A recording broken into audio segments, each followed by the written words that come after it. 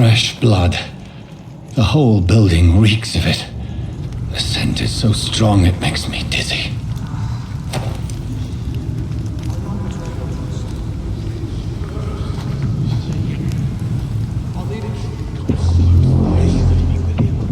As one, we shall overcome this.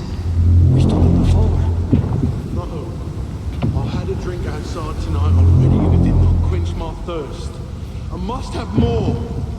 Oh, dear God, not again. William, please stop. Just a sip, I promise. You're my dearest friend. You're my last and dearest friend. William.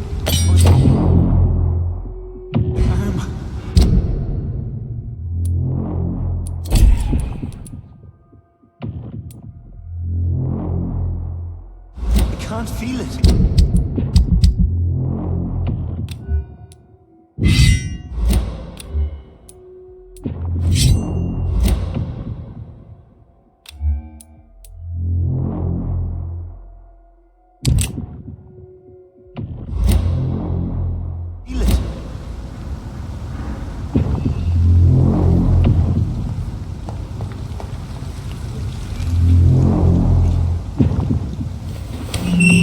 This place reeks of bloodshed. Oh my God, William. I can't stand it anymore.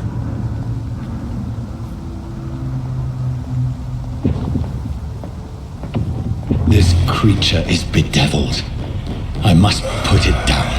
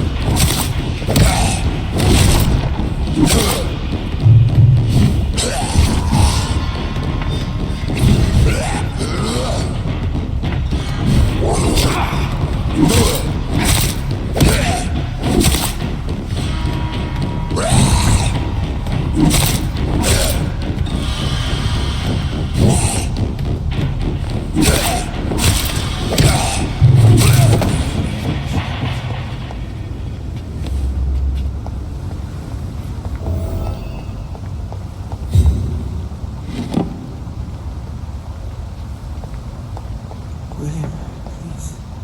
Stop.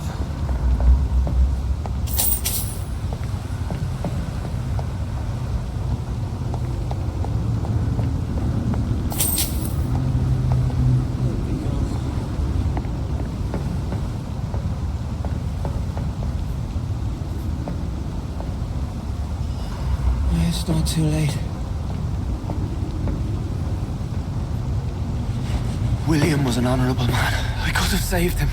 Mr. Hampton, are you in there? I knew him well, another lost soul, a kindred spirit. Sir, listen to the sound of my voice. I'm a doctor.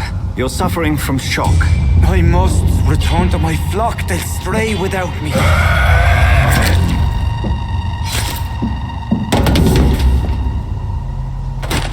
Remember, certain skulls are every bit as resistant as we are. Who are you? What do you mean by Skal? You truly are a newborn. I should have realized. Wait. You are the woman from the bar. Are you like me? Can you help me? I believe, sir, I already have.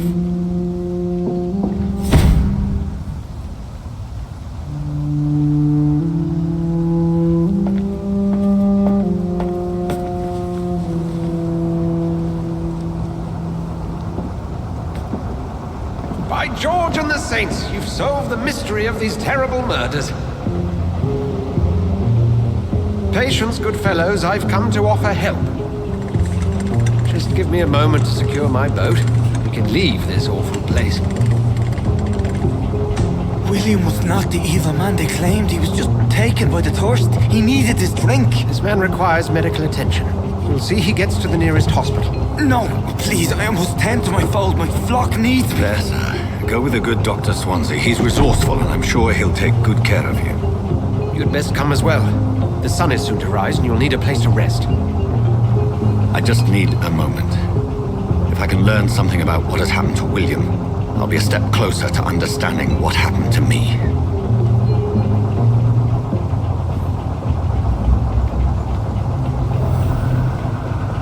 This poor creature can't be my maker.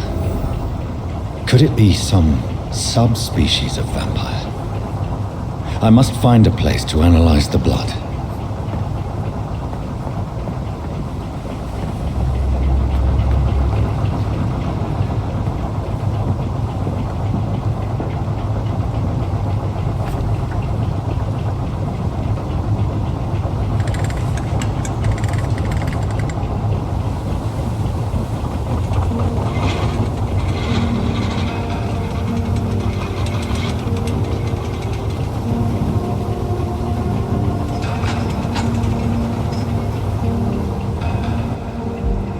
Where are we headed?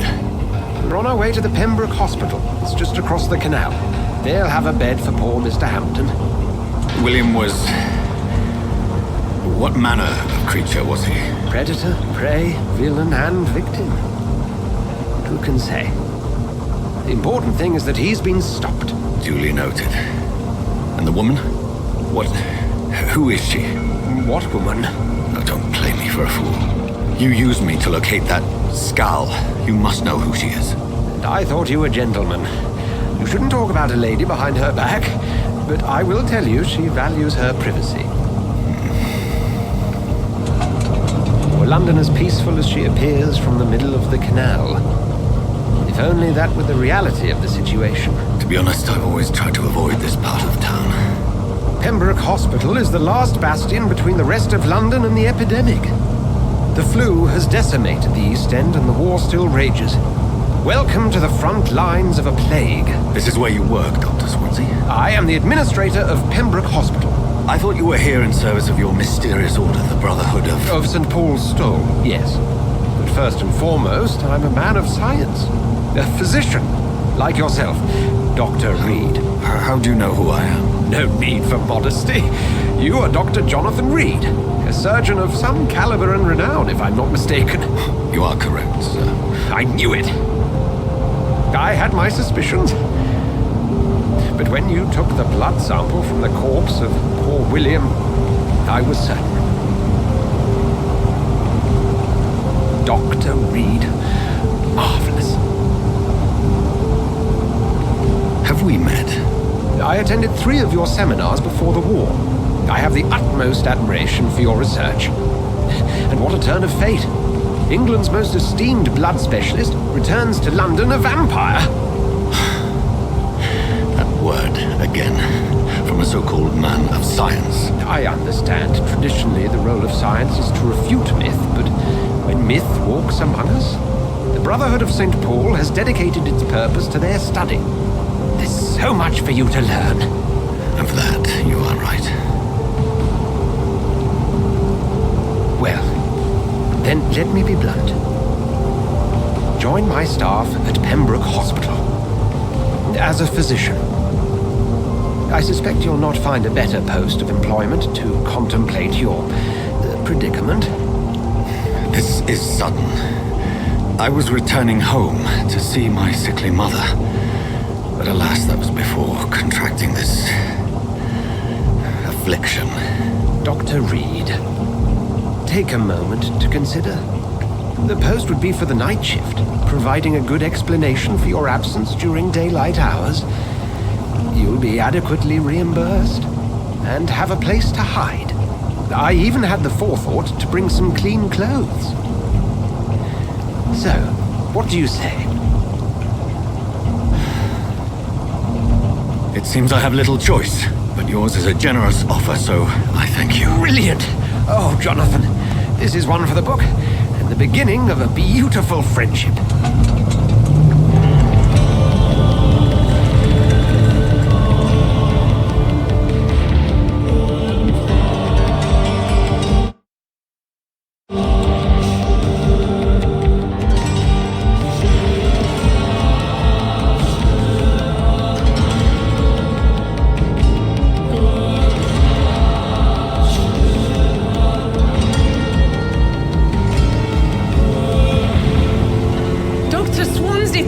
goodness, I was beginning to be concerned. Worry no more, Nurse Crane, for I bring good news. Oh, Doctor, what a night. We lost 2 more patients. Nurse Scow said she couldn't take it anymore and resigned. Yes, well, I'll make a new rota in the morning. In the meantime, find a good bed for Mr. Hampton. Be sure to pay attention to his needs. Of course, Doctor. Oh, and Dorothy, Yes, Doctor? Dr. Reed here has just returned from the front. He served King and Country and will be joining us here at Pembroke. We're very lucky to have gained a surgeon of his talent, and one so experienced in blood transfusions. That is good news indeed, Doctor. Oh, yes.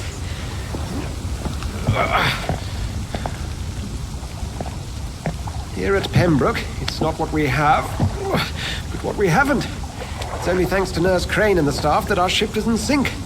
If you have any questions, just ask her. Duly noted. Thank you. Your assistance is required, Dr. Swansea, immediately. Welcome aboard, Jonathan.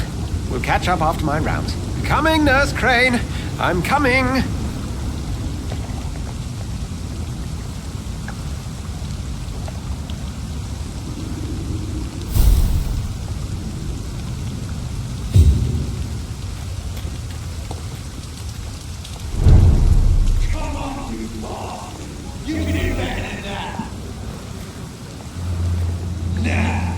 It's my turn!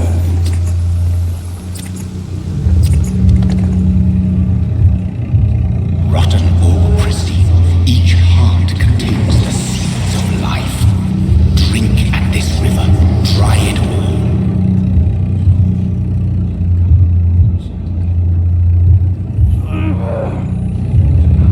Master, give me a good soul.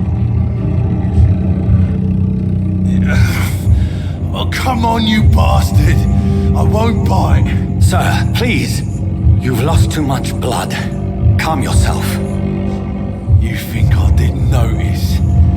Stop your staring and get me to an hospital, you arse! Insulting a good Samaritan. Not exactly the way to get rescued. Alright, sorry. I am in pain here. My guts are spilling out onto the street and you're yabbering on. Yes. That's a very nasty wound you've got there. Take my word, I am a doctor. Dr. Jonathan Reed. Name's Clay Cox.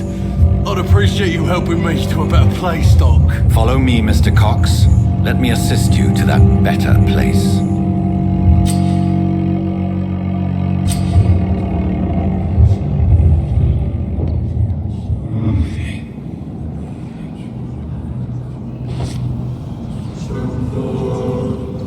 Bring this fading light into the shadows. Dance with him the dance of life and death.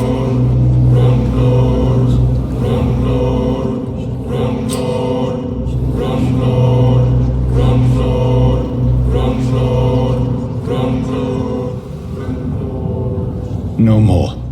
Not tonight. Not like this. I will not take another life.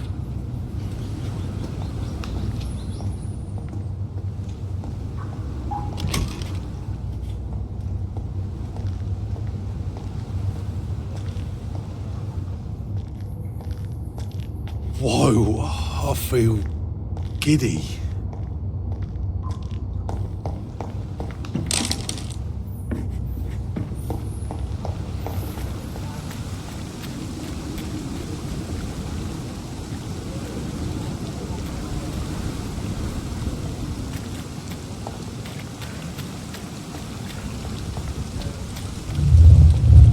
It is wise for the huntsman to sometimes let his prey go, but no famished hunter can run for long.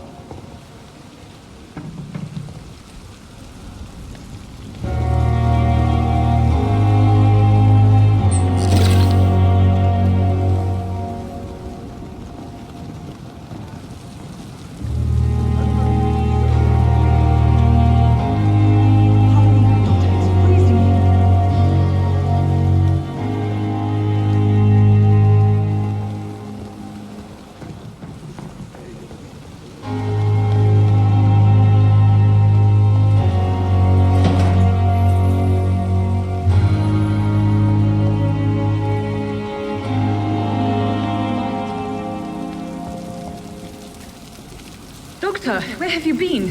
I've little time to play hide and seek with new staff members, no matter how illustrious they may be. I found a wounded man by the docks. He answers to the name of Clay Cox. He requires urgent medical attention. Already making the rounds? That's the Pembroke spirit. I'll ask our porter, Milton, to bring him back immediately. Thank you, nurse. What can I do for you? Dr. Swansea insisted we provide you a quiet office. You'll find it on the second floor with your name on the door. Thank you. Nurse Crane, isn't it? Yes, Dorothy Crane. Welcome to Pembroke Hospital, Dr. Reed. Your office has been prepared. I would like to ask a few questions first. What kind of man is Dr. Swansea? Well, you accepted the job from him. I thought you would have known about your employer. Apologies, I've only just met him the once. This is sudden. I've only just returned to England. Dr. Swansea is a brilliant surgeon and the most compassionate physician. It's right to assume Dr. Swansea knows far more about me than I do about him. You'll get to know him soon enough, and better than me. The administrator has better things to do than mix with us. And Mr. Hampton, the patient we brought in, how does he fare? I gave him a sedative to help him sleep. Poor thing was in quite a state of shock. If you could point me in the direction of my room again, nurse. Second floor of the hospital, left after the stairs. It's the last vacant office at the end of the corridor. Thank you, Nurse Crane.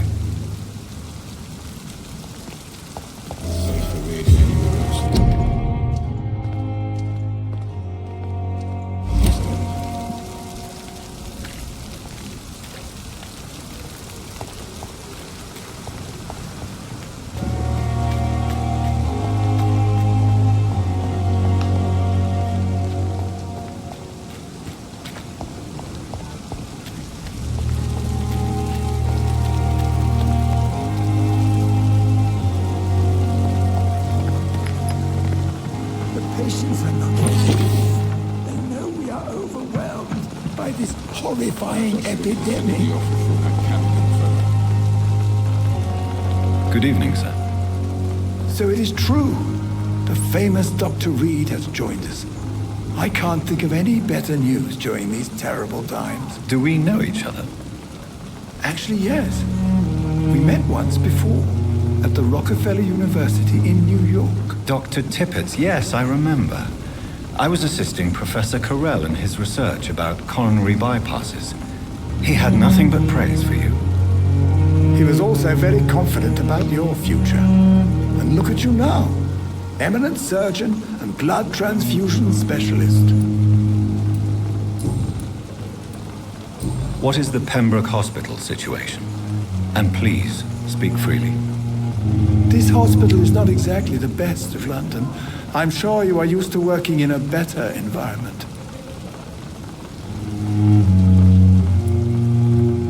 It's more than enough. In any case, the personnel of a hospital are much more important to me than the building. Don't be misled by appearances, Dr. Reed. This hospital does not lack talented people. It just lacks hope. What can you tell me about the staff in the hospital? Some are really good, and others are not so good. But during this troubled period, there is no time for slander. I prefer to focus on the positive character traits. Tell me more about cherished people, then. Nurse Brannigan is a pearl. She is the most helpful and dedicated nurse I've ever worked with. A clever and cheerful woman. You really seem to admire her skills. I'll go even further. If she was a man, she would be a damn fine practitioner. Any opinion about the management? I don't always agree with Dr. Swansea's reserve, but I must admit he does all he can to keep this facility running during this crisis. Ah, yes, the burden of command. I was fed up with this concept while serving as a medical officer. Don't get me wrong. Swansea's a good administrator. I just wish he would get out of his office now and again.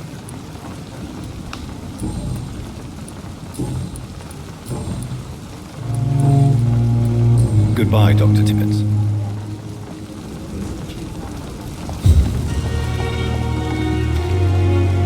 Good evening, sir. I'm Dr. Jonathan Reed. I'm new here. I've already heard about you, Dr. Reed. I'm Milton Hooks, the ambulance driver for this shithole of a hospital. That's quite a blunt introduction, Mr. Hooks. You can call me Milton. I like to speak my mind, Dr. Reed. Perk of the job.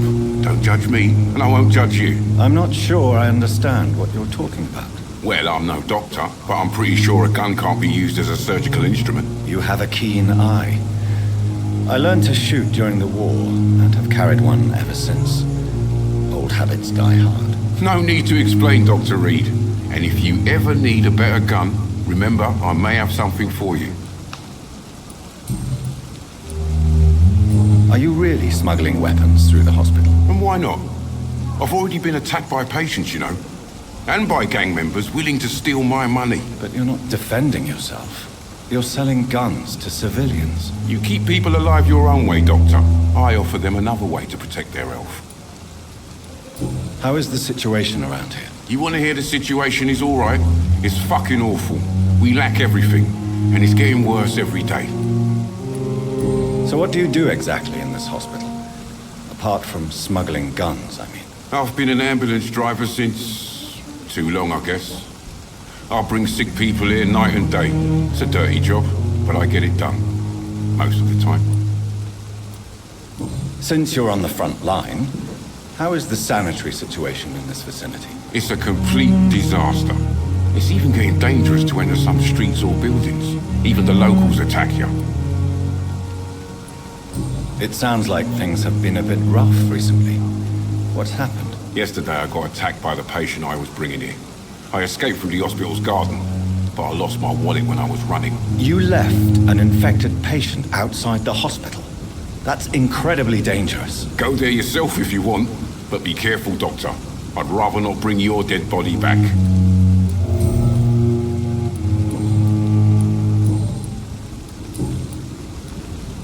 I'd like to see your goods. Wise choice, Dr. Reed. A reliable gun is what everybody needs these days.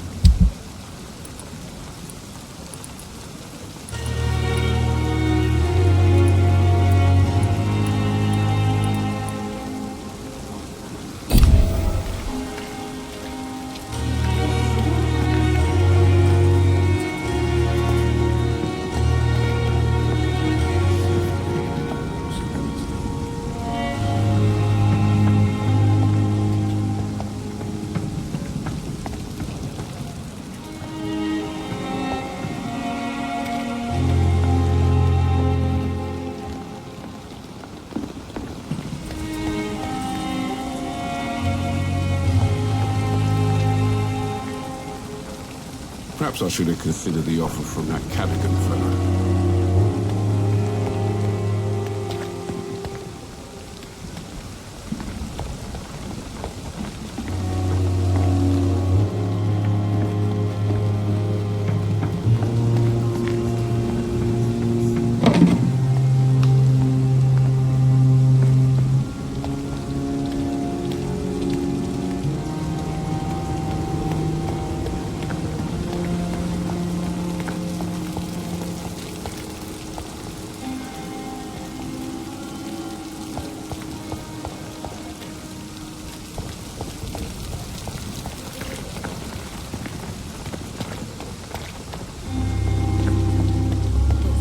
Dr. Swansea is right. This place seems perfect to conduct my research. Disgust on every street corner. Good evening, nurse. Good evening, Doctor. I don't think we've been introduced yet. My name is Pippa Hawkins. And I'm Dr. Jonathan Reed. Dr. Swansea has recently offered me a position in this hospital. Well, it's a euphemism that your help will be appreciated, Doctor. How would you describe the situation at the Pembroke Hospital? It's serious. The flu is wreaking havoc amongst the staff and patients. We are running out of everything. You must get a hold of yourself, nurse. Sorry, I'm exhausted. No one has any idea when this epidemic will be over. Nurse Hawkins, the Spanish flu won't last forever. Even the Black Plague didn't kill everyone. I wish I could believe you. But what if this epidemic was worse? What if in the end, nobody was spared? How long have you been a nurse? Well, long enough to see that the epidemic is winning. And no matter how qualified you are, don't tell me you'll change that. You'd be surprised what dedication can achieve, Nurse Hawkins. In medicine, sometimes we're just a test result away from a miracle. Sorry, Doctor. I don't want to sound bitter, but I'm just too tired to give a pep talk like Nurse Brannigan. How is the Pembroke staff coping with the epidemic? Well, not well. Milton, the ambulance driver, is even more grumpy than usual, especially concerning doctors. Why is Milton grumpy on a daily basis? Is it just an act? Milton's not the kind of man who's bothered about a bad reputation, whether he deserved it or not. Why does Milton dislike doctors? I don't know. Just ask him. But be warned, Milton is not the chatty type.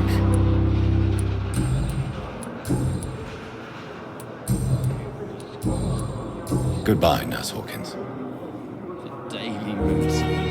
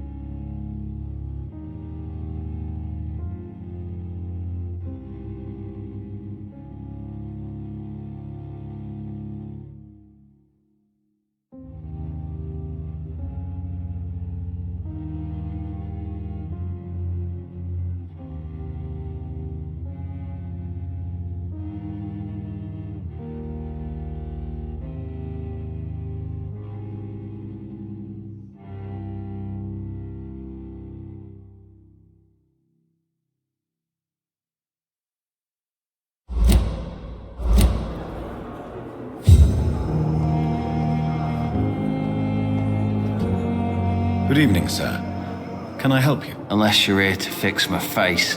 No. I don't think you can help me. I'm Dr. Reed. I've recently taken the position of head surgeon here. War injuries, am I right? You guessed right, Doctor. German shell took my pretty little mug right off. But they still call me Thomas Elwood. How is your stay with us, Mr. Elwood? Oh, it's bliss.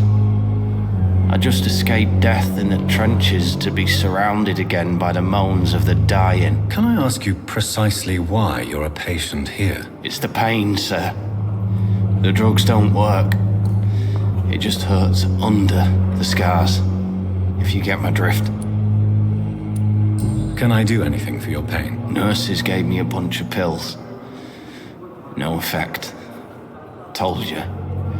It's like the flames are under my skin, burning away. Who is treating you? Is someone in particular looking after your case? Nobody since the old and tired doctor spoke to me. Started to think I was forgotten about. Wouldn't blame you. You don't seem worried by that. My face hurts so much more when I smile or cry. I've learned it's easier not to speak. But be assured I'm smiling inside.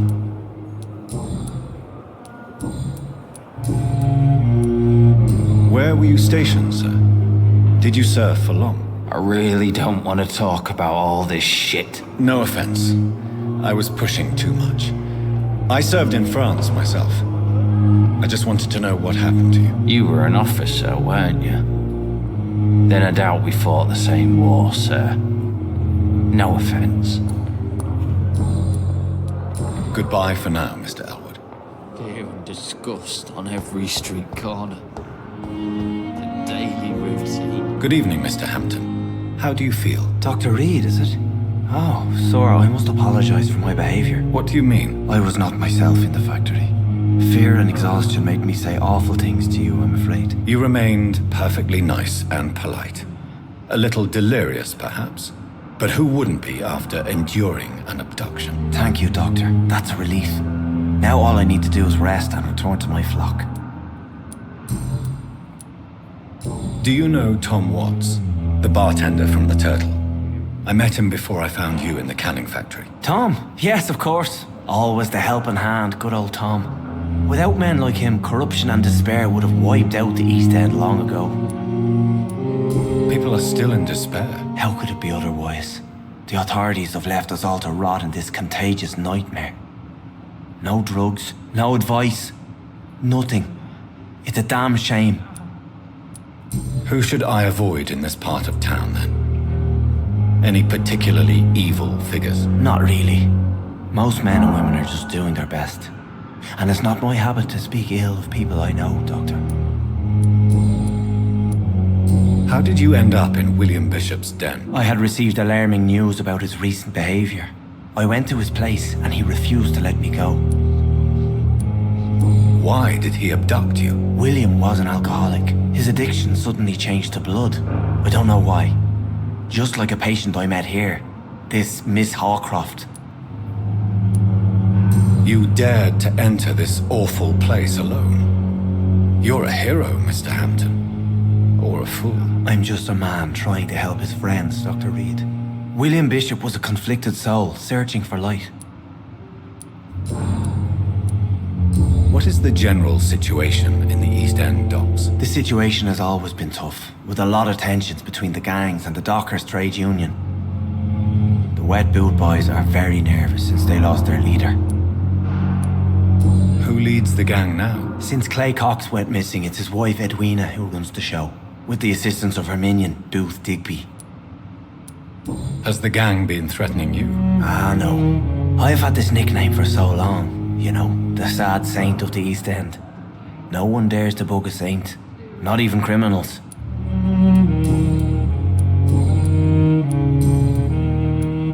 How do you feel, Mr. Hampton? Medically speaking, I mean. I feel exhausted. Beyond exhaustion, actually. William drank so much of my blood in his madness. I feel empty. You're in good hands here. Dr. Swansea is well versed in blood transfusion, and I'm sure he'll take the best care of you. Thank you, sir. I believe all I need is rest. And then I can go back to the people who need me. What do you do for a living, Mr. Hampton? I can't help but notice the cross around your neck. I manage a night asylum for the poor and homeless of the docks. And I try to guide the lost and hesitant on the right path to our Lord. Are you a priest, Mr. Hampton? A deacon, maybe? Not at all, Doctor. I'm just a man of faith willing to preach the good word. Why didn't you use your cross against William Bishop? To repel him somehow? That's a very strange question, Doctor. A cross is no magical token, if that's what you were trying to say. Not mine, anyway. Have you made friends since you arrived? Not really, but I recognize Miss Harriet Jones. I knew her when she lived by the docks. That poor woman had such a miserable life. You never came to see her here at Pembroke? Receiving visits when sick can be an important part of the healing process, you know. We're not just bodies. You're preaching to the converted now, Doctor. To be truly honest, I thought she was dead. She left the docks many months ago. Goodbye, Mr. Hampton. We'll talk again later.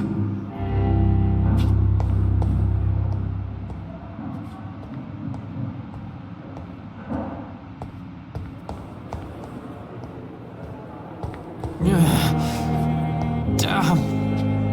The pain. It's here again. Good evening, miss. I'm Dr. Reed, the new surgeon at the Pembroke Hospital.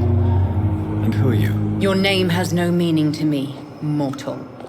You're nothing but dust blown by the winds of eternity. I beg your pardon. What are you begging for, mortal? My clemency? Well, tonight maybe I'm inclined to mercy. You'll never forget the night you met Thelma Howcroft. You keep calling me mortal. Why is that? And if I'm mortal, what are you? Well, Dr. Reed, if you must know, I'm a vampire.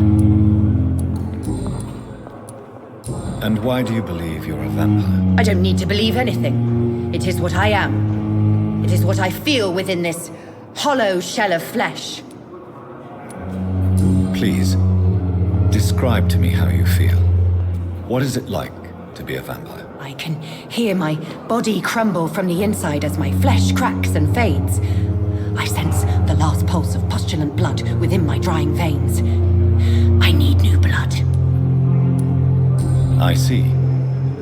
Have you ever heard of Cotard's syndrome, Miss Howcroft? Never. It's a mental illness discovered by a French neurologist named Jules Cotard.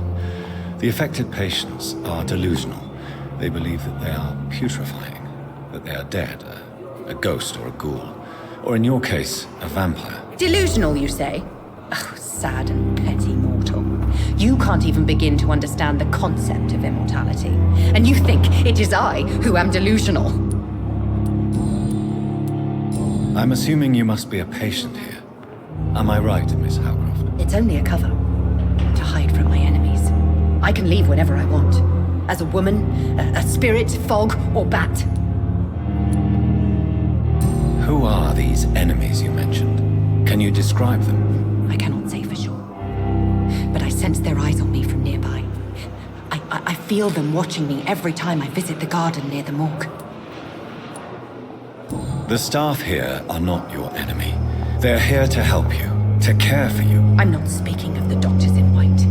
I'm speaking of the men and women who hunt me. For I am a vampire. I see. Don't worry. These people will not find you here. I'll personally make sure they leave you alone. Thank you, mortal. But do not interfere with them, for you are no match for those that hunt me.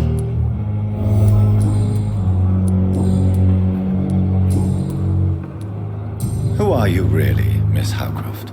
I mean, apart from being a vampire. Is that not enough for you, puny mortal? What do you require? Proof of my powers? I'm curious to know who you were before becoming a vampire. No, it was such a long time ago, I don't remember. Centuries of unholy life can have strange effects on one's minds, you see? I'll leave you, Mistress of the Dark, to your nocturnal activities.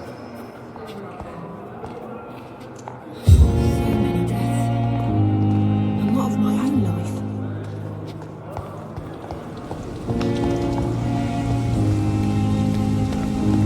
I met him in New York.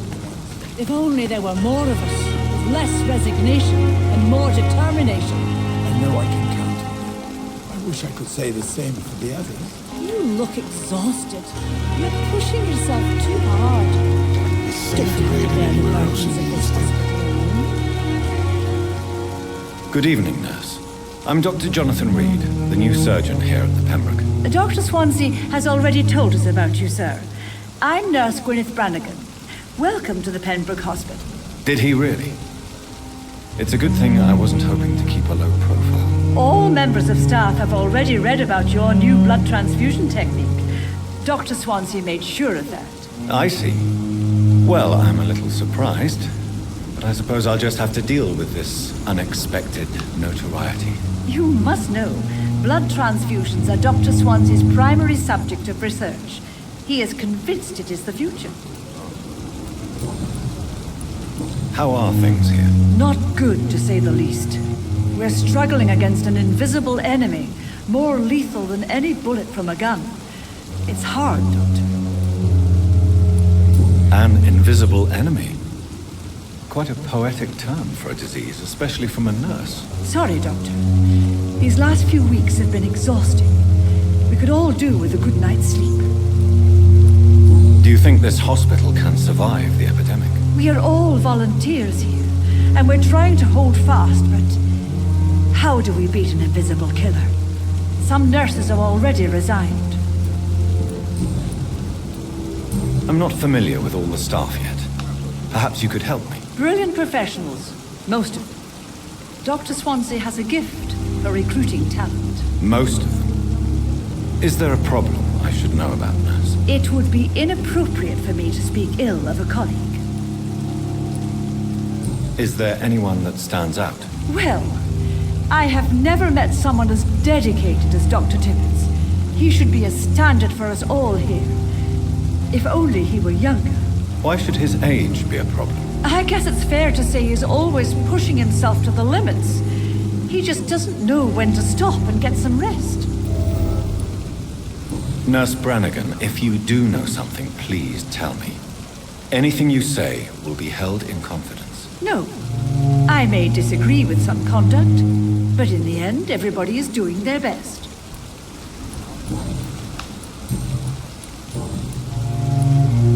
Why does Dr. Tippett claim you're the main reason he keeps working, despite his fatigue? If it wasn't for him, I probably would have left the Pembroke years ago.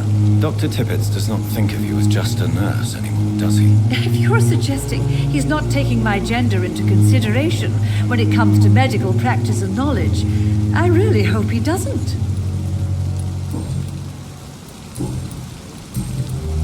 Goodbye, nurse. Call me if you need assistance.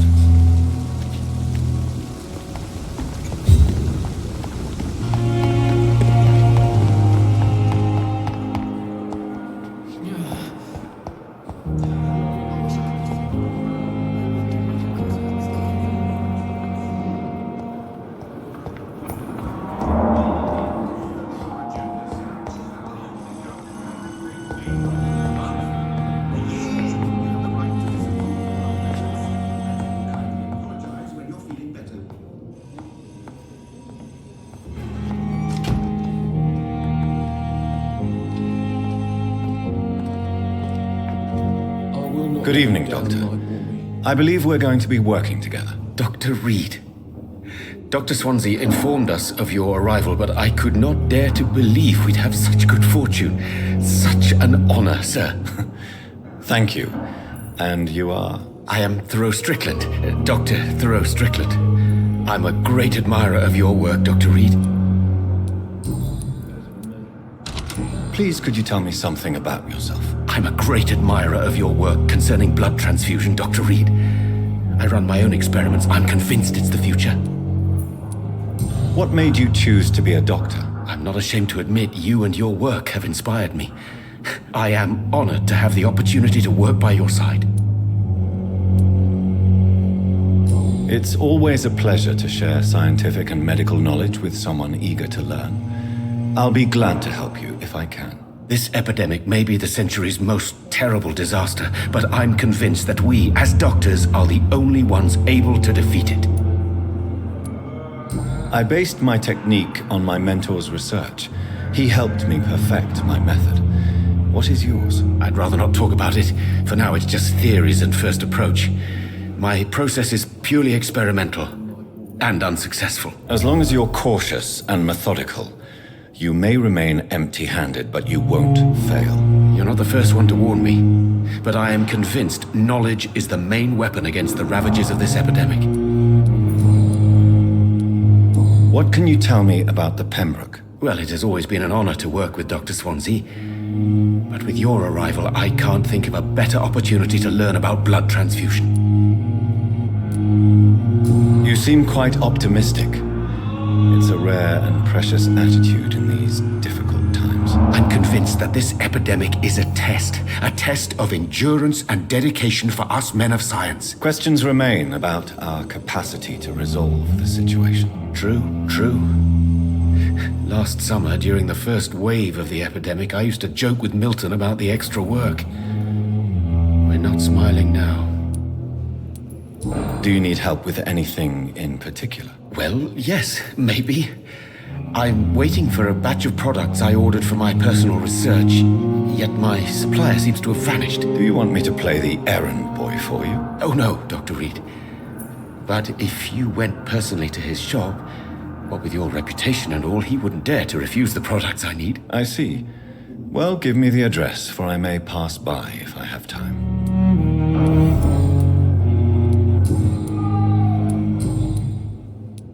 Tell me more about your willingness to experiment with new medical techniques. Harvey Fiddick is a patient suffering from a severe injury that could cripple him if not treated correctly. I'm convinced your blood transfusion technique could help him. What is it you really want? To save him, or to prove your point? Fair question. I want nothing but to save my patient, Dr. Reed.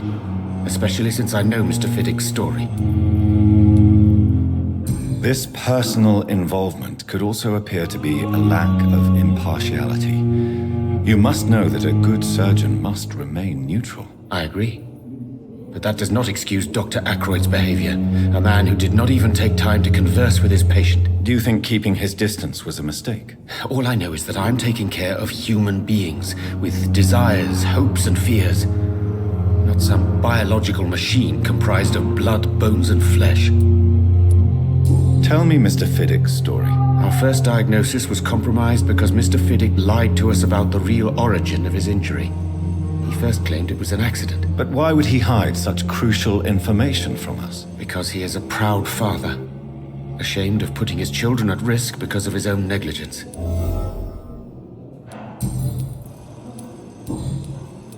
Goodbye, Dr. Strickland. I will not let you down, my boy.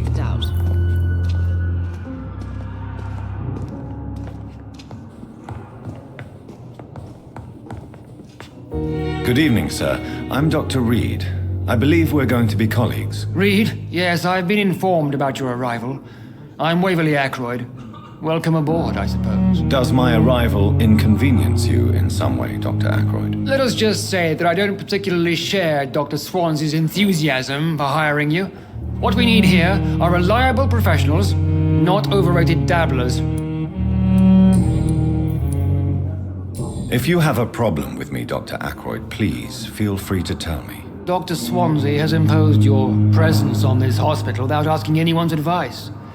The benefit of his position. But I don't agree with it. I know we've never met before, but I believe this hospital could use all the help it can get. You will agree with that, I'm sure. Oh, but I have heard about you, Dr. Reed. Of course, you can't say the same about me, since I have not wasted my time courting the press.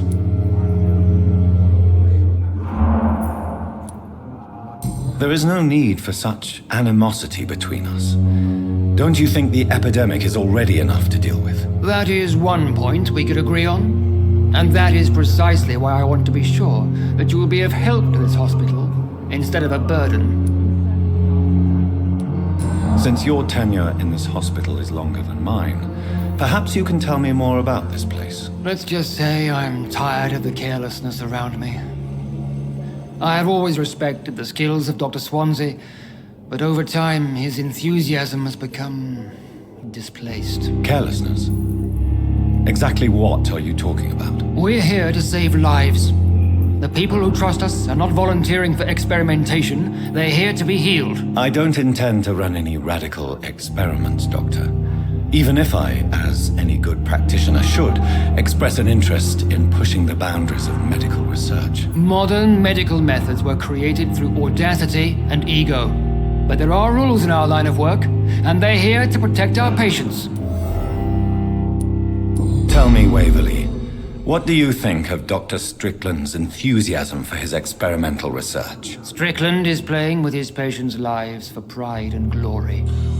Now that, sir, is unethical. Are you thinking about something in particular? Harvey Fiddick needs delicate surgery.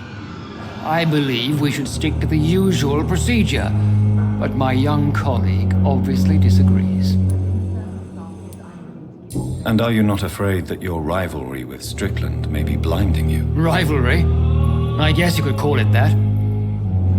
But I will never be childish enough to let my personal feelings affect my judgment. Why do you wish to lead this surgery? I strongly believe that Mr. Fiddick should not be butchered to test an unproven procedure.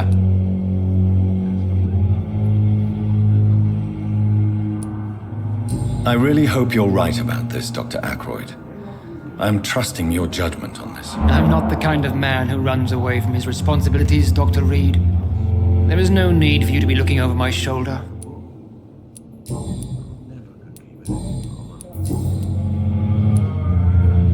I don't know what you've heard about me, but I have already proved my value as a practitioner. I don't question your skills, Dr. Reed, but your motive. Is it money, fame, or are you truly dedicated? And what exactly is that supposed to mean? I served in the war just like you. But unlike you, I did not use the wounded to play the modern sorcerer. Be careful what you insinuate, Dr. Ackroyd. I only want you to admit you used those men to improve your theories.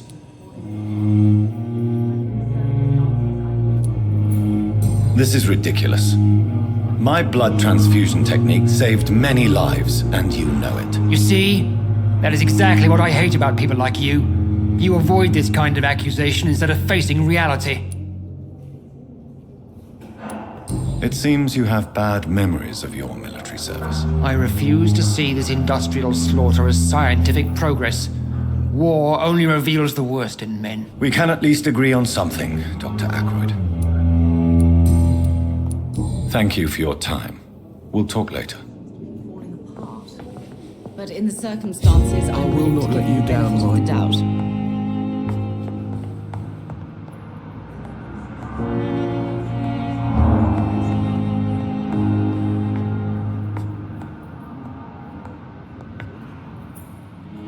Good evening, madam. Can I help you? It's my son who needs you, sir. I'm Dr. Jonathan Reed.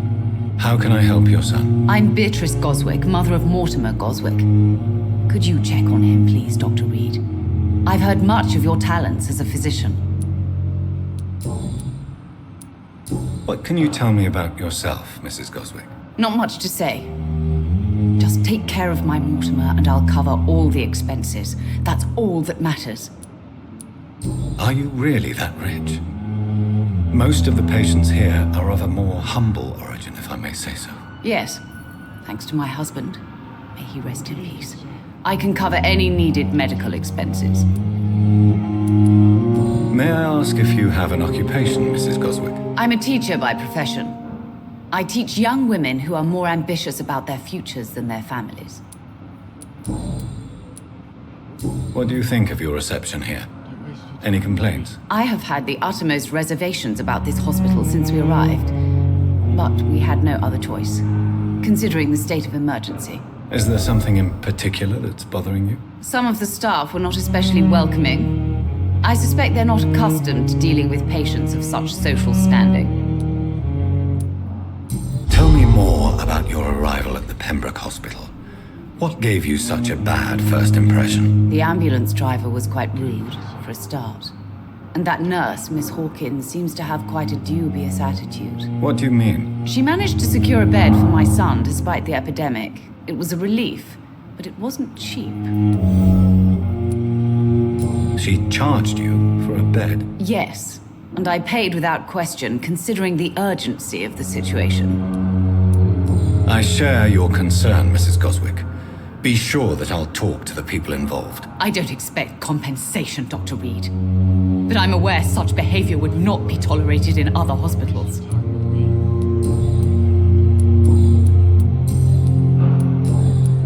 Goodbye, Mrs. Goswick.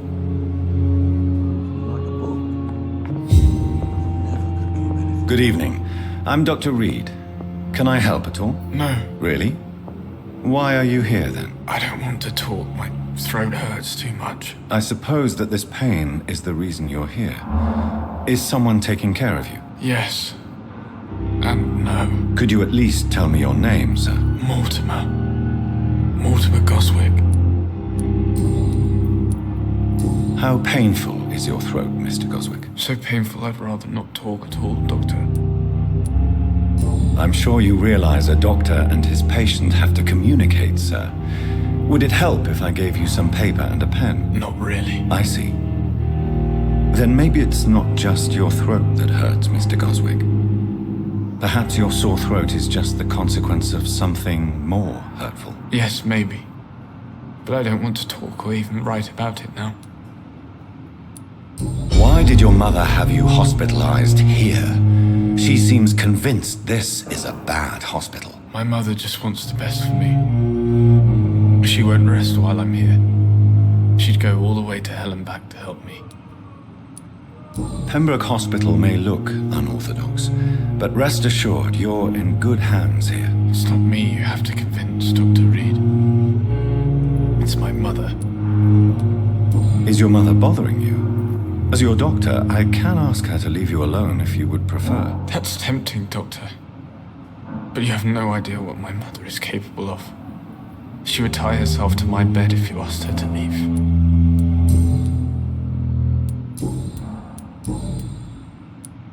Tell me about yourself, Mr. Goswick. I don't want to talk, Doctor.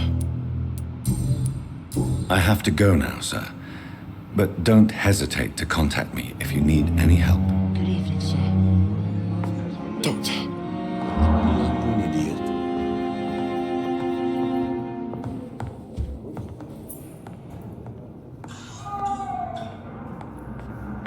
Good evening, sir. I'm Dr. Reed. May I help you? I don't know if a third opinion is needed. Your colleagues are already arguing about my condition. I see. Would you mind telling me more about your situation? I'm Harvey Fiddick. All I want is to get me bloody arm fixed properly. Are you satisfied with your treatment here? Well, it's clear that I've chosen a bad time to be injured. Forgive my bluntness, but you seem overwhelmed by cases of the flu. I won't lie to you about it. I'm afraid we are. Are you sure you don't want to operate yourself, Dr. Reed? I have the feeling you're very capable. And your colleagues seem to think so too. In other circumstances, you would be right. But for now, I don't think I can take on the responsibility. My apologies. Tell me about yourself, Mr. Fiddick. I'm just a regular guy waiting to get his arm fixed, so I can return to work and to my family. I was more curious about what you were doing before being hospitalized. I'm a carpenter, and a good one too. But that means I need both arms to feed my family, Dr. Reed. Tell me about the doctors who are arguing about your case. Strickland and Aykroyd. They both want the best for me, but there's a lot of pride there. Doctors are no different from carpenters, it seems. What do you mean? I often had professional arguments with rivals on a building site. Difference is I disagreed about wooden nails, not flesh and bones.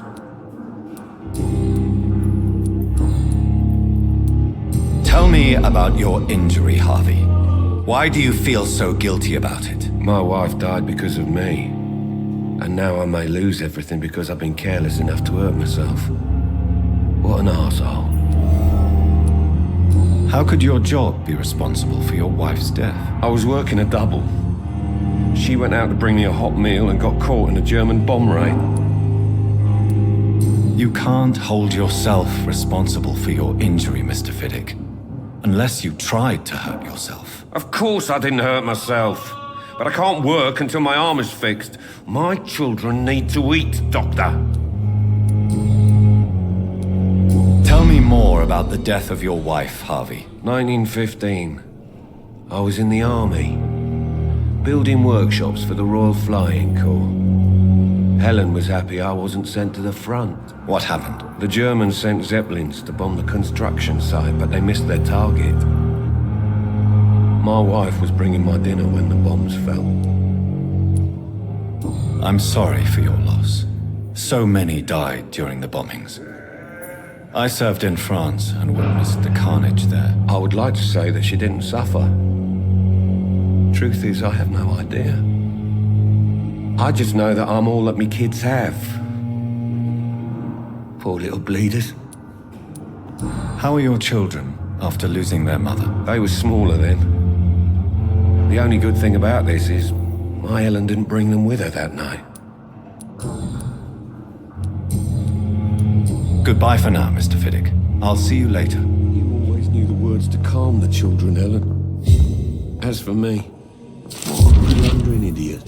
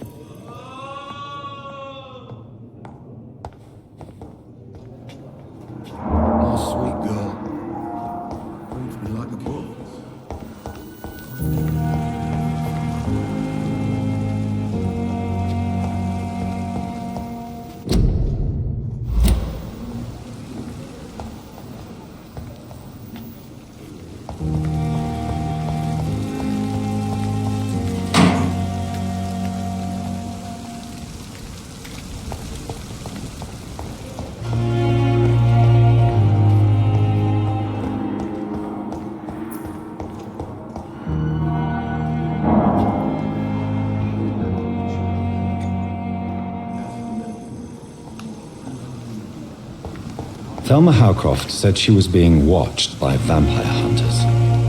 Where are they hiding? I should investigate.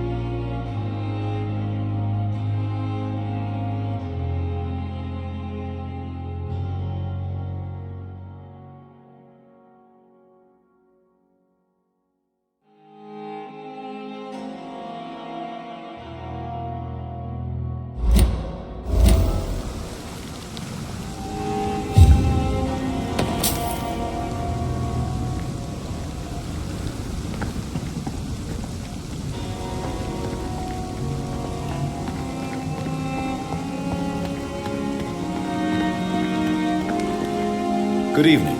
I'm Dr. Reed. Always a pleasure to meet a colleague, sir. Especially when he was supposedly dead. A colleague? Are you a doctor too? Not anymore, sir.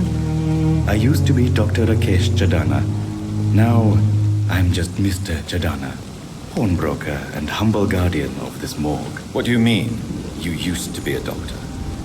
Was your license revoked? No, sir. It is just that I like to be precise.